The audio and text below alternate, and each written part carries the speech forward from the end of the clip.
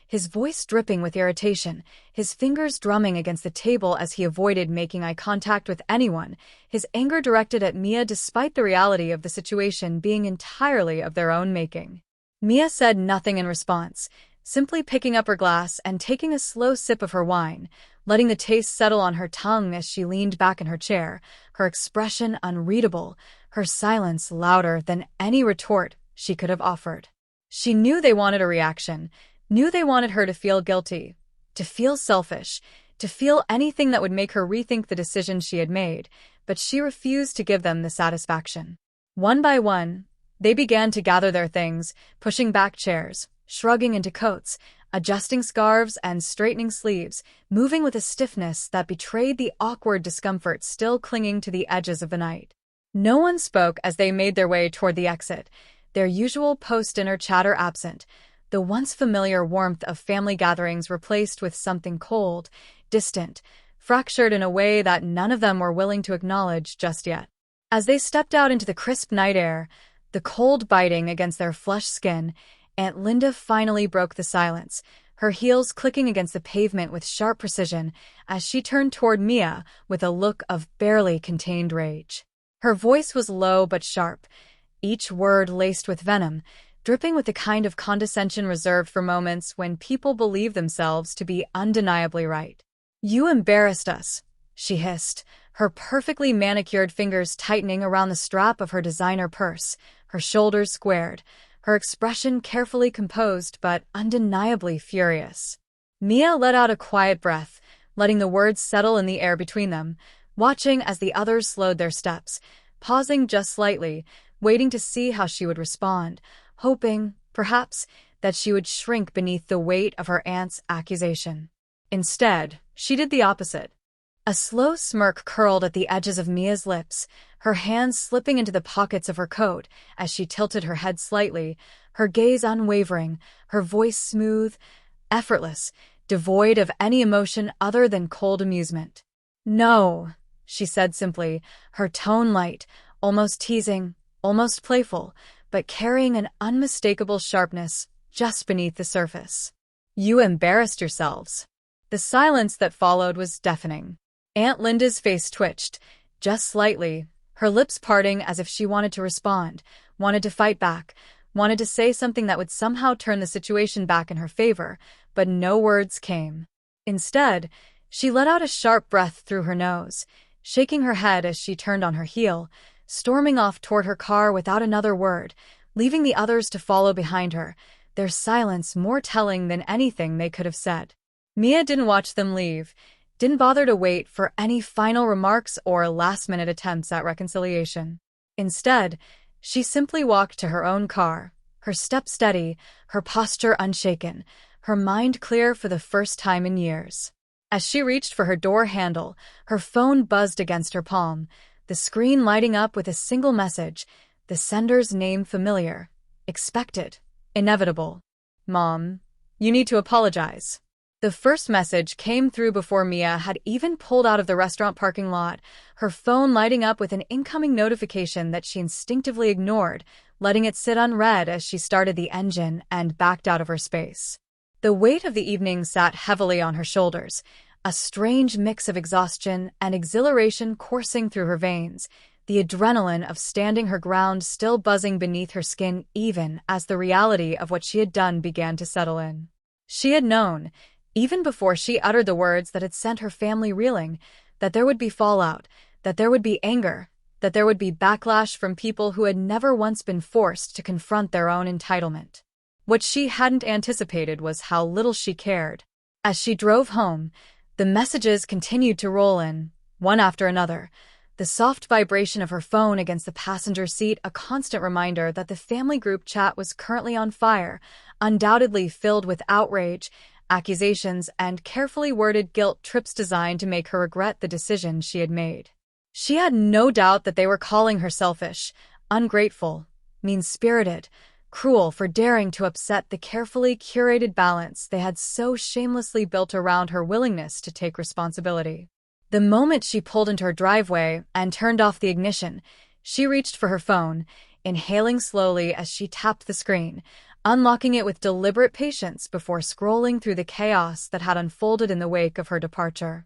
Her Aunt Linda had been the first to speak, her message dripping with indignation, the words carefully chosen to paint herself as the victim while subtly twisting the narrative into something that absolved her of any wrongdoing.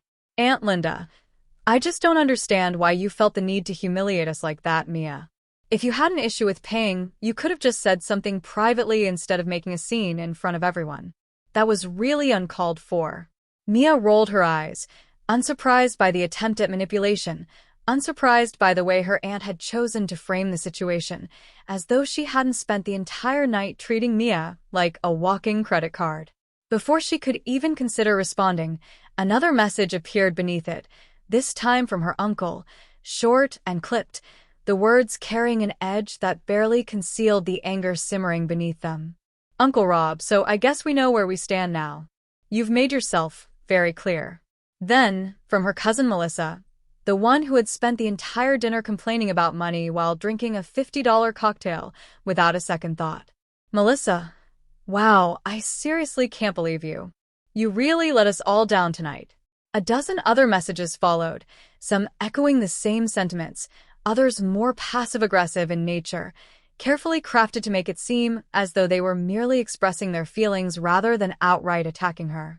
Mia scrolled through them all, reading each one without reaction, absorbing the full weight of their anger, their frustration, their sheer inability to comprehend that the rules had changed and that she was no longer willing to play the part they had written for her. Then, just as she expected, her mother called. The moment the screen lit up with her name, Mia let out a slow breath, bracing herself before swiping to accept, pressing the phone to her ear as she leaned back against the headrest, closing her eyes as her mother's voice filled the silence. I just don't understand what got into you tonight, her mother said, her tone weary, tired, as if Mia had somehow forced this burden upon her rather than choosing to free herself from one. You embarrassed them, Mia. You embarrassed us.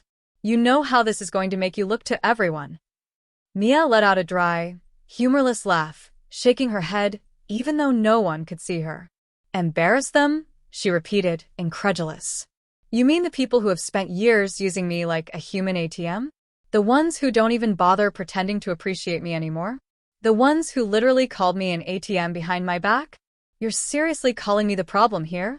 Her mother sighed heavily, the sound filled with long-suffering disappointment, the kind of sigh designed to make Mia feel guilty without her mother having to say it outright. Family is family, Mia, she said finally, her voice softening, shifting into something more pleading, more coaxing, more desperate to pull Mia back into the fold. You don't just turn your back on family over something like this. Mia exhaled sharply, pressing her fingers against the bridge of her nose, the weight of the conversation pressing down on her like a vice, tightening with each passing second. Then maybe they should start acting like family, she shot back, her voice sharper than she intended, though she didn't regret it, didn't want to take it back, didn't want to soften the edges of the truth just to make it easier for her mother to swallow. There was silence on the other end of the line, the kind of silence that carried meaning, the kind that spoke volumes, the kind that told Mia that, for the first time, her mother had no immediate response, no quick retort, no rehearsed speech about obligation or loyalty to fall back on. Mia waited, giving her the chance to say something, to prove that she had heard her, to show even the smallest sign that she understood. But when her mother finally spoke again, the words were exactly what Mia had expected. "You need to apologize," she said, her voice quiet, firm, unyielding. "You need to make this right." Mia's fingers tightened around the phone, her jaw clenching as she let the words settle, let them roll over her, let them linger in the air between them like a challenge, a final test of whether she was truly willing to stand by the choice she had made. Her phone buzzed again, another message coming through, but this one was different. This one wasn't from the family group chat, wasn't from someone demanding she fix what she had broken. "Cousin Matt. Honestly, that was legendary. I've wanted to say something for years, but I never had the guts. You did the right thing." Mia stared at the message for a long moment, letting the weight of it settle in her chest, the knowledge that, despite the backlash, despite the anger, despite the fallout, there were cracks forming in the foundation they had built, fractures she had caused simply by refusing to play along. She hesitated, her mother still waiting on the other end of the line, still expecting an answer, still holding on to the belief that Mia would cave, that she would bend, that she would do what she had always done. Instead, Mia inhaled deeply, closed her eyes for a brief moment, and then said the only thing that felt right. "I think I need a break from you all." Then, before her mother could argue, before she could try to pull her back in, before she could say anything that might make her waver, Mia ended the call and turned off her phone. The restaurant was different this year, quieter in a way that felt intentional rather than lonely, the kind of place chosen not for its extravagance or its reputation but for the warmth it carried, the way it felt like a space meant for laughter, for connection, for something real. The soft glow of candlelight flickered across polished wooden tables, the scent of fresh rosemary and slow-roasted meat drifting through the air, mingling with the low hum of conversation and the occasional burst of laughter from a nearby table. The atmosphere was comfortable, unhurried, a stark contrast to the expensive, bustling places she had once been dragged to under the guise of tradition, where the meals had always felt more like transactions than celebrations. Mia swirled the deep red wine in her glass, watching the liquid catch the light as she leaned back in her chair, letting the warmth of the moment settle into her bones, feeling, for the first time in years, what it meant to experience the holidays without the weight of expectation pressing down on her shoulders. The people at the table around her were not family by blood, but they were family in all the ways that mattered, in the way they listened without assumption, in the way they valued her for something more than what she could provide. She glanced around, taking in the easy smiles, the relaxed postures, the absence of tension that had once been an unavoidable fixture of Christmas Eve, the quiet understanding that no one here was waiting for her to pick up the check, no one here was measuring her worth in dollars and cents. It had been a full year since that last disastrous dinner, since she had walked out of that restaurant with her head high and her family seething in her wake, since she had turned off her phone and decided, for the first time in her life, that she wasn't going to spend another holiday being taken for granted. At first, there had been pushback, a flood of messages in the weeks that followed, demands for explanations, carefully worded attempts to make her feel guilty, accusations that she had overreacted, that she was being dramatic, that she was the one who had ruined Christmas for everyone.